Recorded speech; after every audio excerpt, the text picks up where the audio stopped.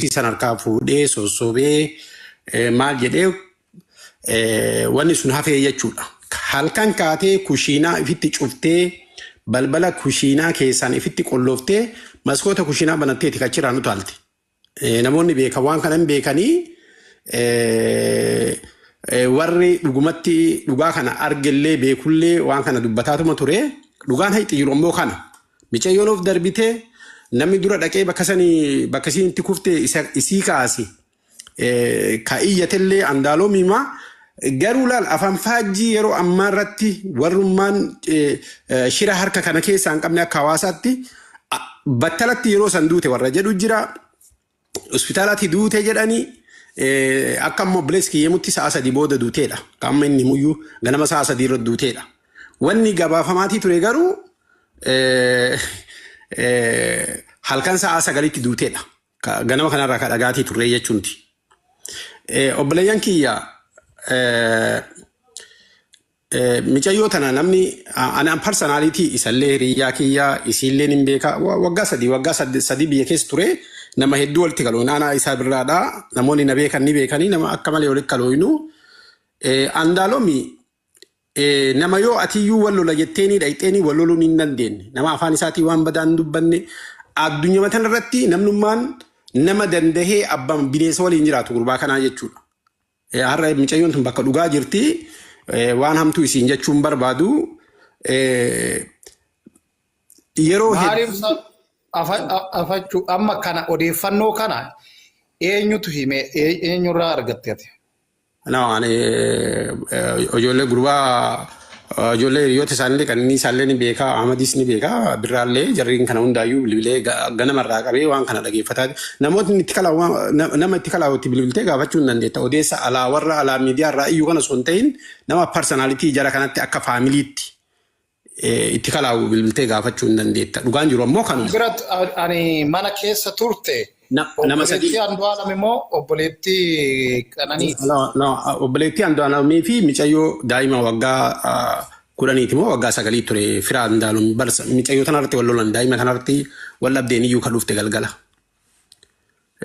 Maaliif akkamitti daa'ima irratti wal lolu?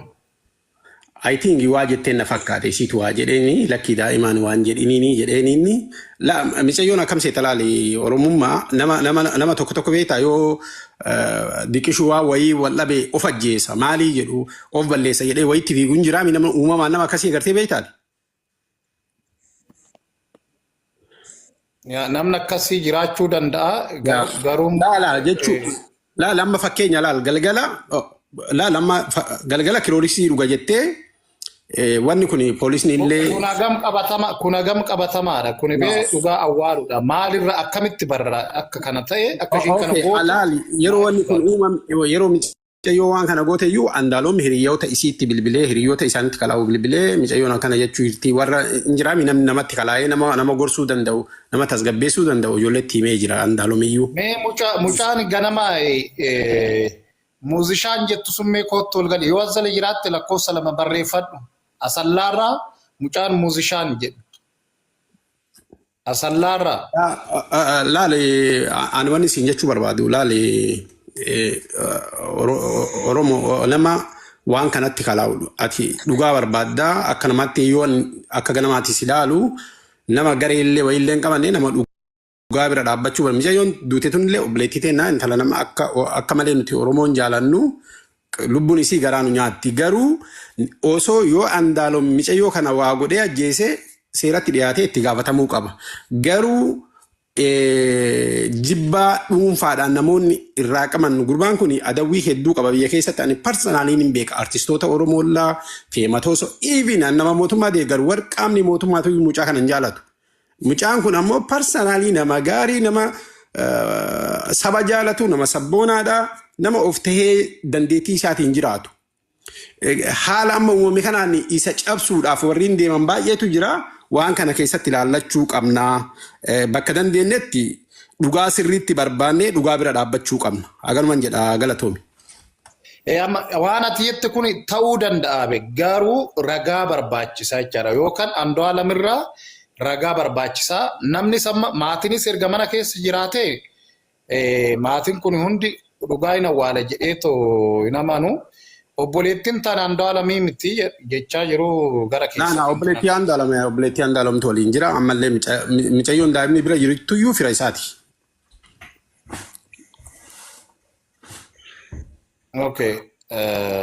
Inti bira jirtu kan obboleessa Andu'aalam jedhu roobale amma laal waan ammanni haasa'e kana wal-dhabdeen isaanii gaafa jimaataa ture jedhamee dubbatamaa jira. Isaan nama kaleessa galgaleedhe kana gaafa jimaataa wal-dhabanii turan jedhan Andu'aalamii fi haati manaasaa kun jechuudha. Garuu namoonni ajandaa garagaraati kan haasa'amaa jiru dhugaa rabbi nuti haa beeku malee nuti hin beeku. Okay, karaa dubbadhume karaa.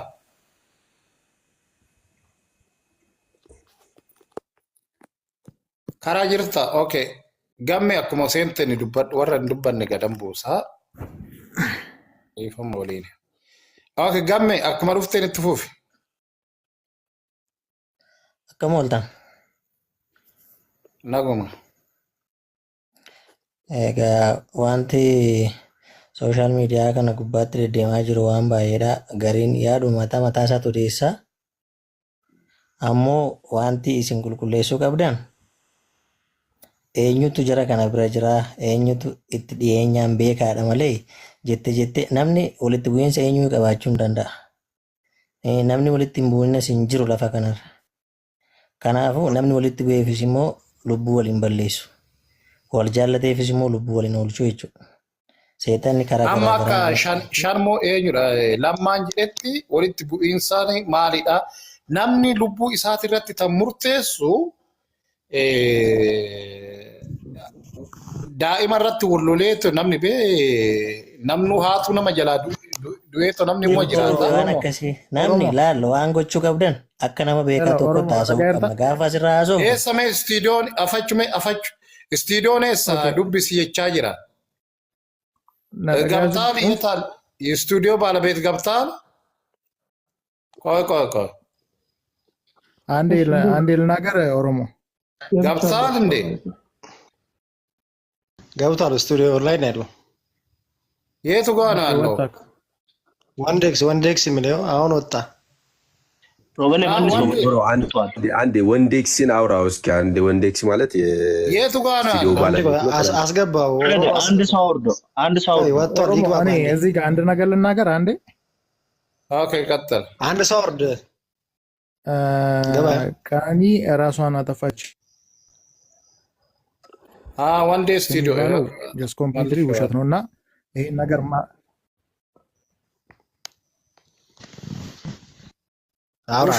ውሸት መሆኑን በምንድን ነው አረጋገጥኩ? አንተ እኛ እኮ አሁንም መረጃ ነው የምንፈልገው። ለፋኪያ ሳንጅሩ ጀስ ገሩ ቶኮፋይ ገነማ ካሴ ጀልቀብና ዱብቻ አቺ ኦፍማ ኬሰንሞ ሙርቶት ከና ረጋ ቀበተማ ዱጀት ኦኬ ኮስቲ የስቱዲዮ ባለቤት ኤልያስ አቲ ቀጥል እስቲ ለወንዴስ እንትን ስጡት እስቲ ወልጀላ ይናሰይና ካይ ሚታ አድርጉ ፕሊዝ። ማብራቱና ሉጣ ይከፋ። ኦኬ እስቲ ምን ነበረ ትናንትና ከአንተ ጋር ነበረች አሉ። እስቲ ቀጥል። እሺ ምን ማለት በስልክ ደውለልኝ ነበር ዋትስአፕ ላይ ያው ጋር በትክክል ያ አዋሪ ቼክ ነበረ። በትክክል ቴንኪው ስለመጣ በጣም አመሰግናለሁ። ምንድነው ማወቅ የፈለከውና በስልክ ያለውን ነገር ልትገምልክ ወይስ ምንድነው የፈለከው? እዚህ ጋር ትናንትና ከአንተ ጋር ነበረች እና ከሷ ጋር የነበረችው ልጅ ስሟ ማን ነው ታውቃታለህ? እስቲ አንተ አሁን 8 አመት በስልክ 8 አመት ነው አብረን የቆየ ነው አልክ። እስቲ ምን አይነት ጸባይ ነው ያላት? እንደዚህ ለዚህ አሁን በኦሮምኛ ሲያወሩ የነበረ በቃ ከልጁ ጋር ተጣልታ ነው ከፎቅ የዘለለችው ምናምን እንደዚህ ስትሬስ ነበረባት። በጣም ትናደር ነበረ፣ ተበሳጭታ ነበረ፣ ችግር ነበረ ቤት ውስጥ የሚል ነገር ነው። አንተ ይሄንን ሁሉ አመት አብረህ ስትኖር እስቲ እቺ ልጅ እንደዚሁ በቀላሉ ከሱ ጋር ስለተጣላች እንደዚህ ታደርጋለች? ምን አይነት ጸባይ ነው ያላት? አንዱ ቅድም በኦሮምኛ ያለው ልጅቷ በጣም እንደ ክሬዚ ነገር ነች እያለን ነበረ። እሺ እኔ አሁን በመጀመሪያ ልመልስልክ የምችለው ወንድሜ ስምህን አላወቅኩም። ሮበሌ ነኝ። እሺ ሮበሌ፣ እኔ ልመልስልህ የምችለው ፎቶ ነክ ጥያቄዎችን ነው። ገብቶሃል? ሁላችንም ማውራት ያለብን ልጅቷን ፐርሰናሊ በደንብ ሊያውቃት የሚችል ሰው ካለ ስለምናውቀው ነገር ብቻ ነው አስተያየት መስጠት የምንችለው። ስለማናውቀው ነገር ምንም ነገር መናገር አንችልም። እንደ ጓደኛ እህቴ ነው የምላት። እኔ በጣም ብዙ ነገር ያገዘችኝ፣ እንደ ድርጅትም ከሆነ ድርጅቱን ለማገዝ ወደኋላ